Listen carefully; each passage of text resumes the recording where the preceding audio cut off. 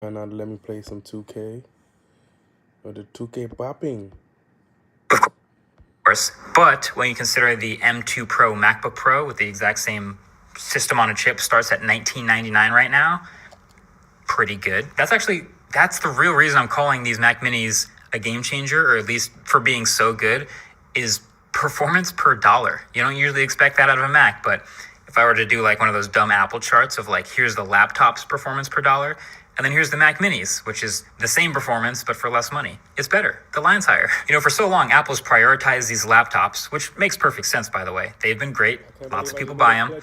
But some people get the laptop and then just keep it in one room all the time because desktop options aren't as appealing. And if we're being honest, the iMac is cool, but it's not for everyone. Like even right now, it kind of feels like Apple low-key forgot about the iMac. It's just been sitting with the unupgraded M1 chip for a little while now, even when M2 is out. But then they dropped Mac Studio, and Mac Studio is excellent in the highest end configurations, and I can't wait for the M2 Ultra here.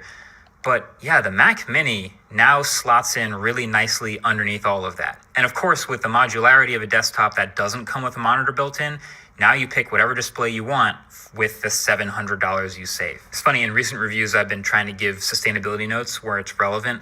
And so there are some neat ones with this machine, like recycled aluminum, the packaging on the outside, the recycled plastics on the inside of the Mac, all that's cool. But all of that sort of is outweighed by the ability to continue using your same display and swap out displays however you want, unlike the iMac. Call me crazy, but I think there's a lot of people who probably don't want to be stuck with a non-upgradable display and a webcam and white bezels forever. Plus, if you already have a display you like, yeah, you can just continue using that. I haven't done a video on the Mac Mini since the fastest Mac Mini in the world project that I did back in college.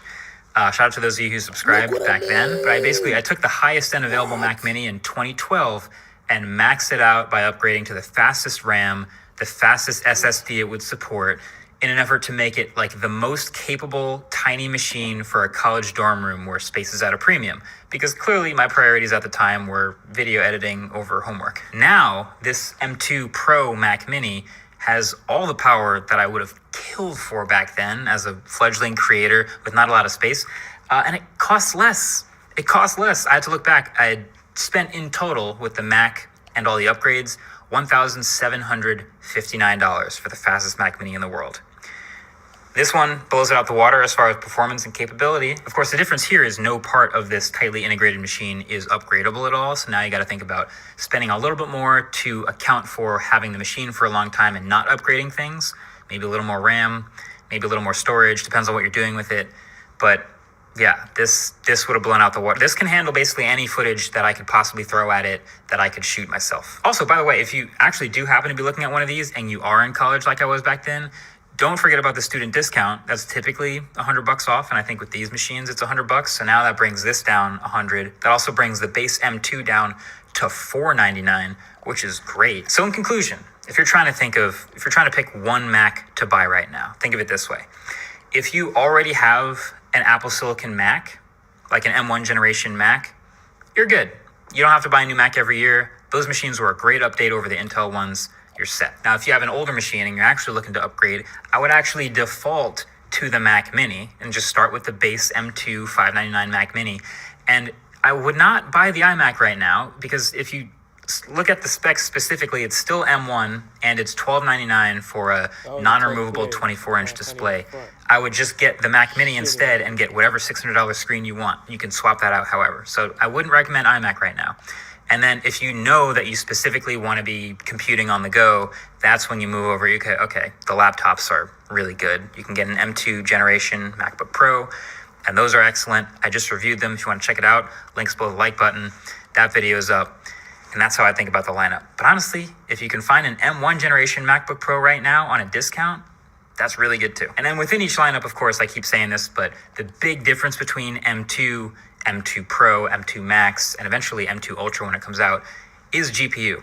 So it shouldn't be a shock that they're all sort of similar in CPU performance, but if the applications that you use and you know your workflow will take advantage of GPU power, then that's when you bump that up. Okay, yeah, that's pretty much it. Maybe a little bit shocking, but yeah, price for performance. Mac Mini, kind of a huge winner. Mac Mini might make me miss removable memory, but it makes most massive media machines feel pretty mid. Thanks for watching. Catch you guys in the next one. Peace. Man, if I could just get more music out there, I know I'd be hot. But damn, man, how? Man, all you need is Adam for artists. Adam? Who's that? Nah. What's up? I'm Brandman Sean. And I'm Corey. And we are back with episode number 26 of No Labels Necessary. You can check us out every Tuesday and Thursday on YouTube, Spotify, Apple, wherever you listen to podcasts and the like, talking about music, content creators, and the culture of it all. Now, you know we like to start these episodes with some advice, but this advice, I ain't gonna lie to you, it's a little different. I'm coming from a slightly different angle, but it's a conversation worth having. It's gonna come. It's gonna come. But artists, people don't like working with y'all for a reason. Some of y'all, right? But I think it's fair, and I think it's extremely necessary for you to understand the perspective that this producer puts out there. Check it out. Get caught up in potential. Don't ever get caught up in the nigga potential. That was probably one of my biggest problems back in the day. I had the same. You know what I'm shit, saying? Where you believe in a nigga more than he believes in himself. Oh God, bro. Don't never get caught up in that. The nigga gotta really eat, breathe, and shit this shit. Like, it gotta be in him. Like, he don't need to be caught up. I had an artist like, I want to be on World Star. I want to be a World Star. Like, bro, fuck World Star. Like, there's so much other shit we need to be focused on and doing. Like lame shit like that. Like, why I ain't verified yet? Like, nigga, fuck that. We gonna get there. Like, focus on making this good ass music and building up a following. Then I had another nigga who was so caught up in looking like it, but the nigga music was this rudimentary. But I believed him. I'm like, bro, you got it if you just lock in. But he didn't know how to build up a fan base. He didn't know how to. But he wanted to go buy fake jewelry at the mall and wear fake designer and look like it and chase hoes. But he wasn't focused on mastering his craft. Get caught up in. Hey, man. Cosmo's music rudimentary is a crazy insult, bro. What did I just say last episode? I told you, man. I told you, regular words said genuinely hit different than those common curse word insults. I'll tell you, exactly my point. But watch episode 25 to know what we talking about there. But boy, the things that he's saying. Great points. This is the stuff that we talk about behind the scenes. Yeah. All right. And many artists don't hear unless you're one of the artists that fit the bill. That we like to talk about around. That we like enough to talk about the other ones around. Yeah. So you can understand, because many artists don't understand that. Yo, man, people can't want it more than you. Hmm. That's the most common way that you might hear people say. All right. Like, I can't want this more than you. But like, look, we just very recently heard people talk about like having to wake artists up or artists not recording music, right? Pre-established artists and it's like, yo, you've been around and you've been popping, you have all this money, but you barely recorded any music and your career isn't solidified. You've popped, but your career isn't solidified yet. And then your project came out and it didn't do all that well, but you also didn't give us that much content to work with. And I'm not talking about content like social media content. I'm talking about, hey, you only recorded, 10 songs in an entire year, right? That type of thing. So, look, people want to believe in artists. People in this music shit, like we talk about it all the time, like people can do other things for more money easier. Yeah. Right? If they're in music and they're trying to take it seriously, either they see music as their way out because they got some other things going on in life, keeping them out of the traditional industries, or they in it for the passion. One way or another. Yeah. Either way it go, they really want what they're attached to work. Yeah. You know what I'm saying? So if they start to view you in this light, it's because they want it more than you. Right? And that's a troubling place to be. Now, believing in yourself, though. Like he talked about, one guy wanting all this validation from platforms like World Star and all this type of stuff. And look, he didn't use the term validation, but that's a lot of times what artists are focused on. Yeah. Like they have to see themselves somewhere else that has validation for them to feel good about themselves versus having that mentality like, no, we gonna get there. Like, we good. We're gonna go our path, stand our ground, and continue to get better because our shit gonna be so good that people gonna want to come to us. People gonna post us for free. Now we might pay for stuff here and there for sure, whatever, because we're playing the game in some level. But no, we're gonna make more people come to us at the end of the day than we're gonna go seek people out. Yeah. And I mean, that was the most interesting part to me, right? You talk about the lack of investment. Well, half of it to me is, artists not wanting to invest in themselves. They would much rather play the character than do the work to be the character. You know what I'm saying? Which is a very real thing. I think we see it more so in like rap, probably than maybe rap and rock, bro. Rap and rock, because they have such like dynamic characters that represent those genres that they want to be that character before it, like, you are the character that makes sense.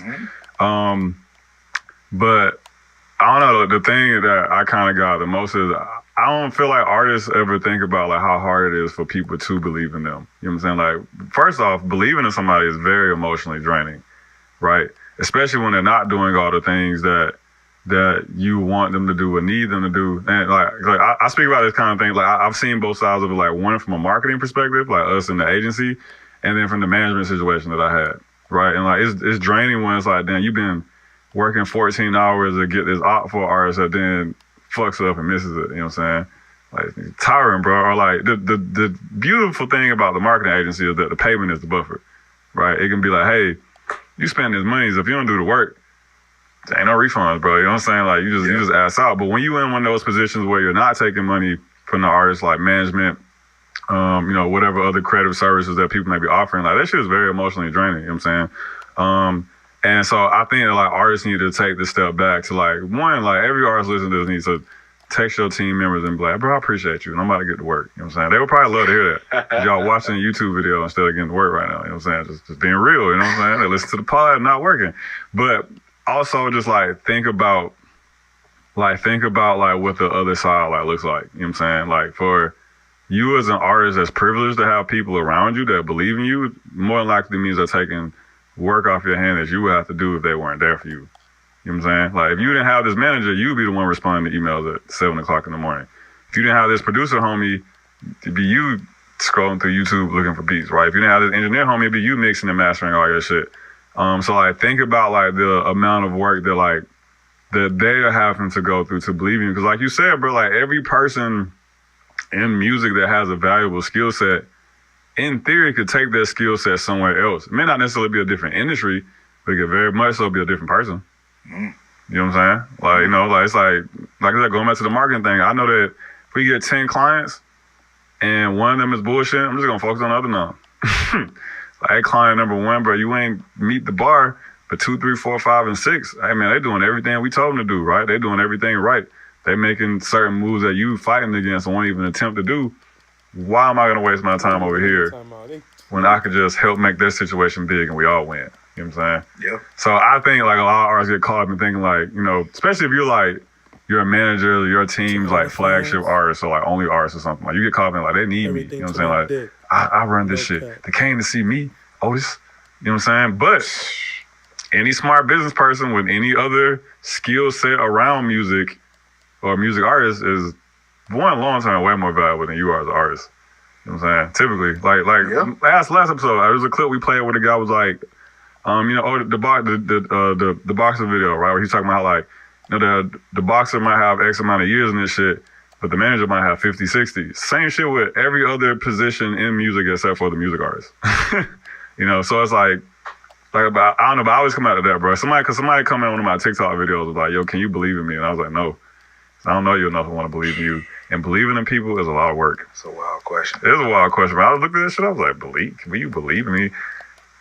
I was going to be nice and say some like encouraging words. And I was like, nah, he need to get hit with reality real quick. Let me smack him in the face with it. Believe in yourself, man. Believe in you, bro.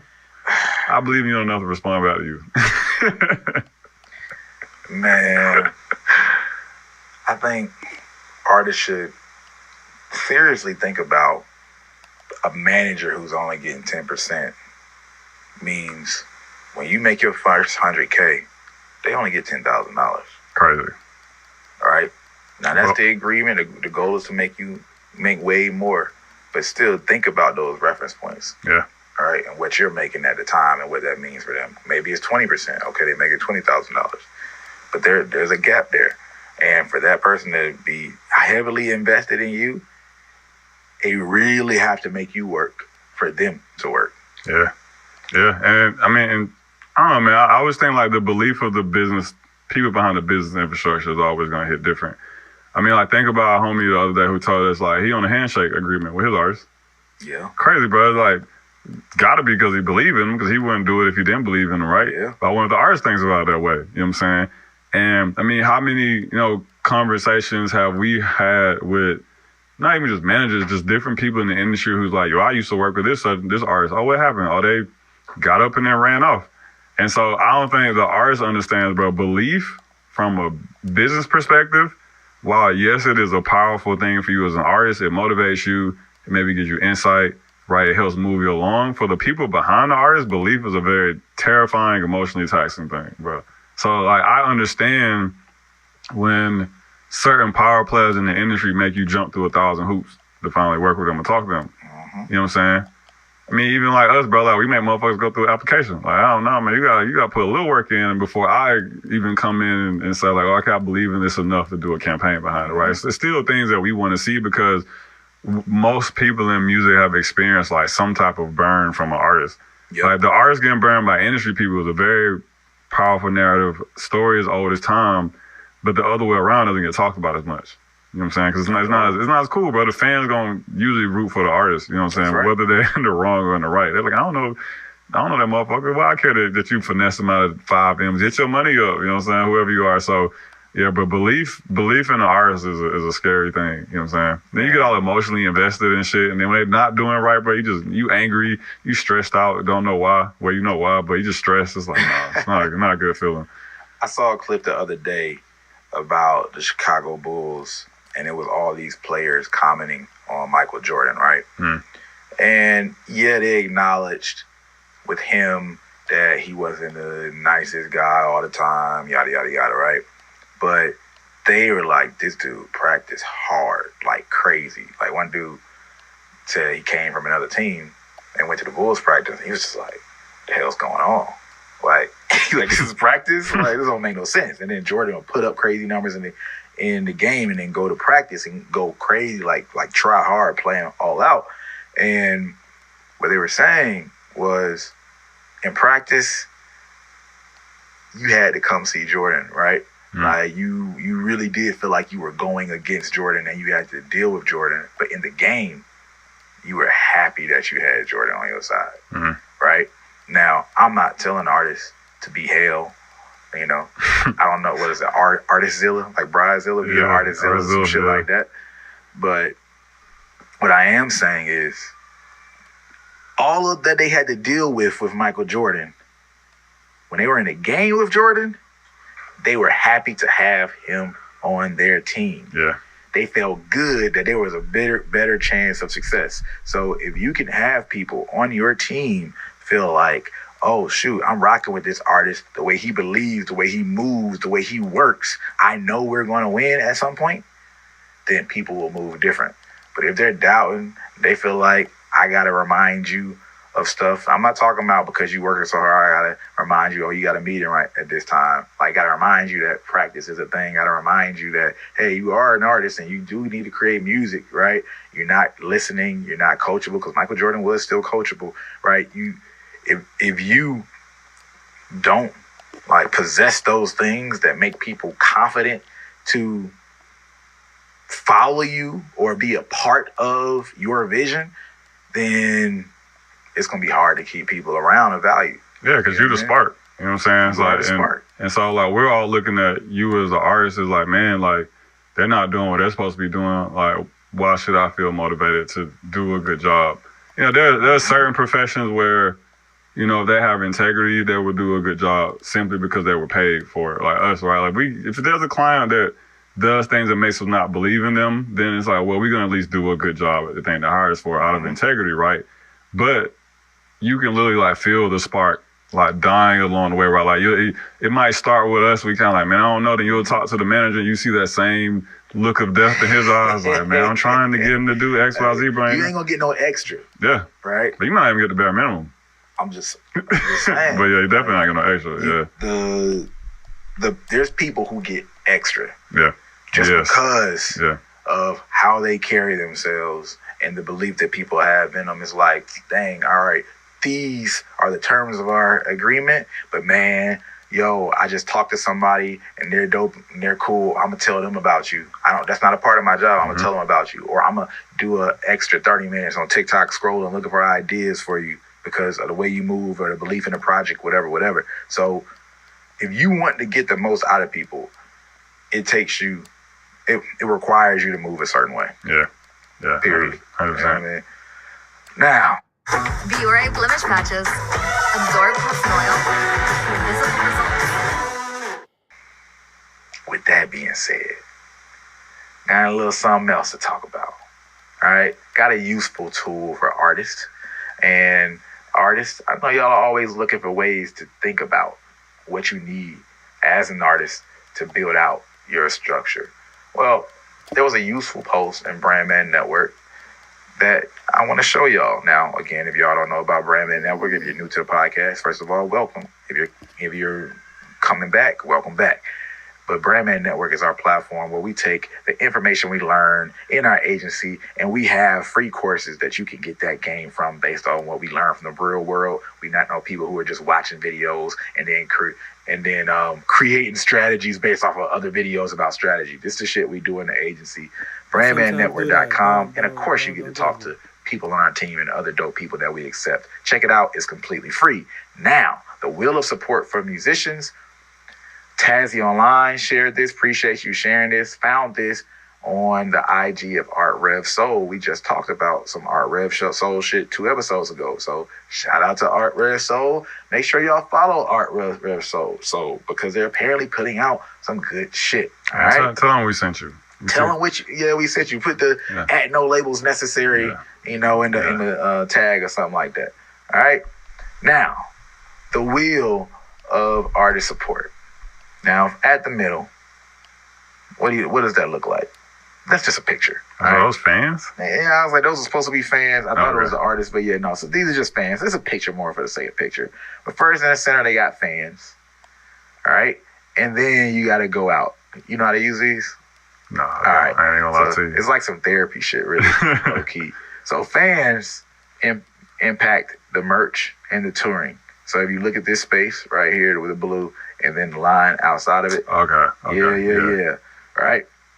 And then the casual listener, playlist, SEO, that's how you bring those people in. And of course, the center matters itself as well. So we can just go towards the center. In the center, you got fans, you got casual listeners, you got the consideration, familiar, and just aware, right? So people are just aware when they hear remixes, all right, or they get impacted by some of your branding. This is how I interpret it, right? Yeah, okay. I'll say it's going clockwise. Okay, got you. And then if they're familiar with you, right, that might come from content, that might come from press, that might come from advertising, all right? Consideration, all right, that means social media, that means press. So that's actually an important point. And SEO. So notice that they have press in 2 different parts, all right? I think that artists look at press, ads, content, all for one function, but there's different versions of each that are meant for different people in different parts of the funnel, right? Yeah. So that's kind of what that makes me think about. And then we get into the casual listener, right, which is playlisting. That was a good pick. I ain't gonna. Now, they have an overlap with community management. I think that's just an overlap and it shouldn't be there. But casual listeners might come in from playlisting, all right, at most. But then when you get to the fans, that's where you can have that community to manage. You have the touring that you can capitalize on and the merch that you can capitalize on. This is the wheel of artist support that they're presenting. Now, one, based on how we've explained it or just what you see, artists or managers, whoever's out there, do y'all have any pushback from what y'all are saying? Or do y'all love it? I think as a general tool, It's solid. I think it could be a little clearer for people who don't know it. So let me see if there is.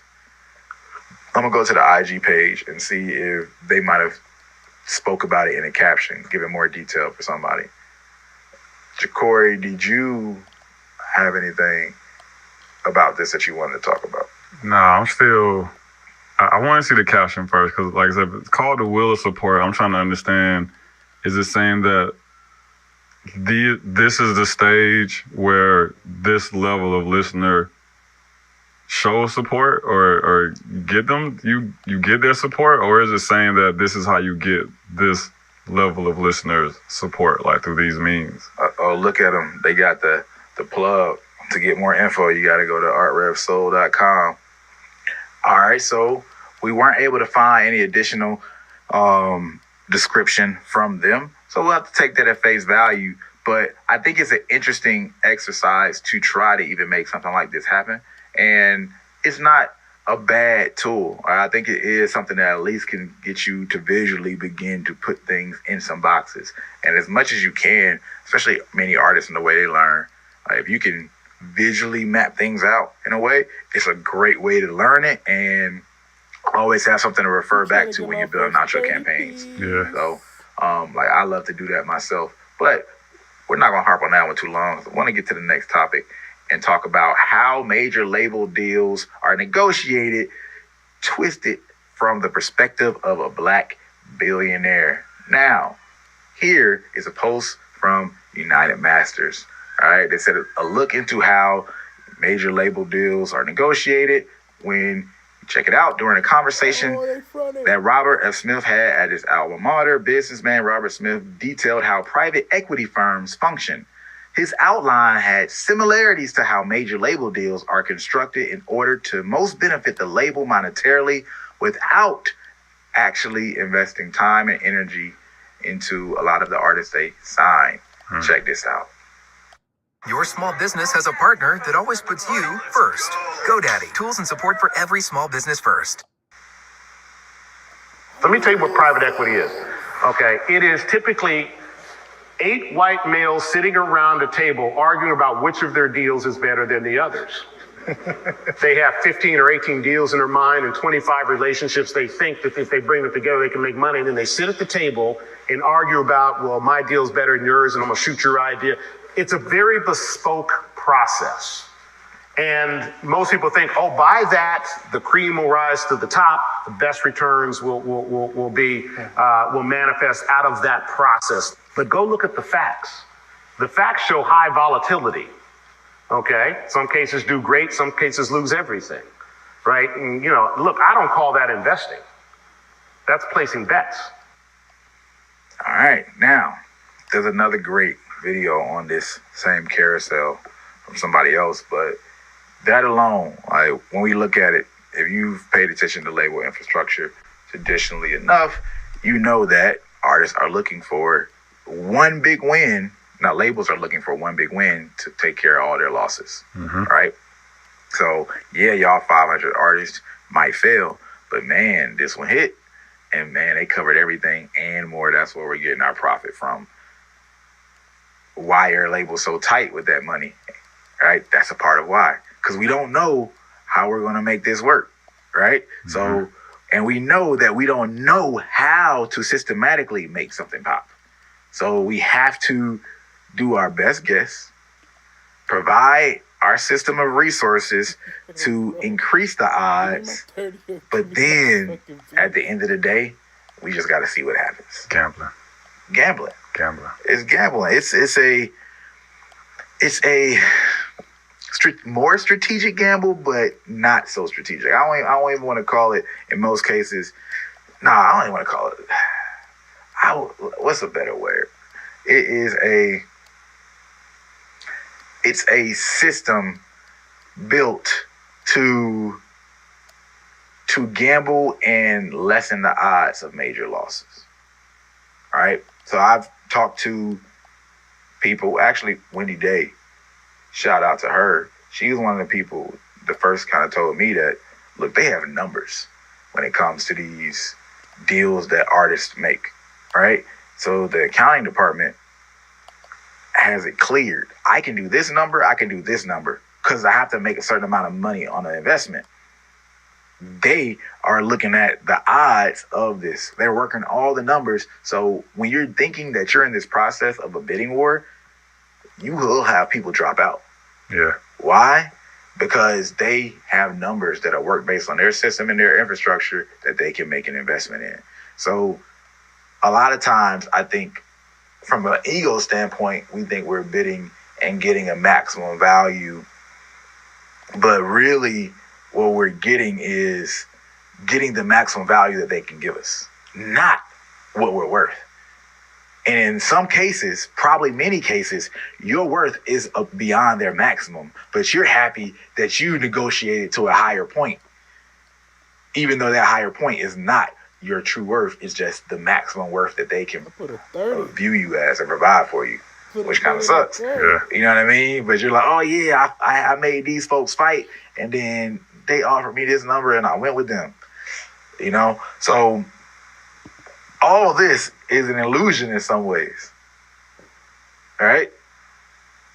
And being aware of that, we kind of have to work to navigate that and just understand the game for what it is and how we want to flip it for ourselves, and know that this might be the most value I might get this time, but then you have to have a long-term vision, which is another discussion. But staying with his example of private equity, you know, on one end, look, you understand the idea of a company trying to leverage Yeah. its resources to minimize